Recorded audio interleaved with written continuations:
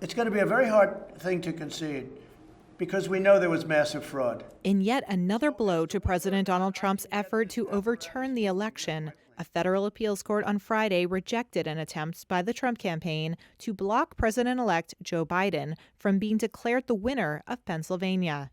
On behalf of the three-judge panel, one wrote, "Charges require specific allegations and then proof. We have neither here." On to SCOTUS, Trump campaign attorney Jenna Ellis wrote on Twitter after the ruling, referring to an appeal.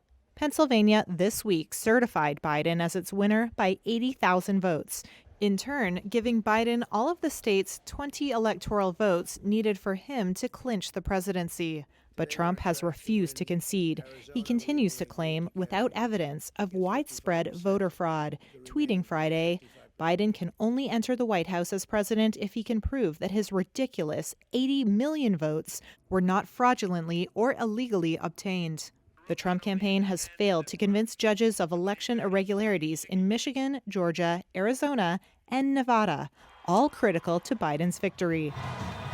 This is a fraud. But despite calling the election unfair time and time again, If you count the legal votes, I easily win. Trump said on Thursday he will leave the White House if the Electoral College votes for Biden when it meets on December 14th, the closest he has come to conceding. If the Electoral College does elect President-elect Joe Biden, are you not going to leave this building? Just so you, certainly I will. Certainly I will. And you know that. On Monday, Trump's administration cleared the way for a Biden transition, giving him access to briefings and funding, even as Trump vowed to keep fighting the election results.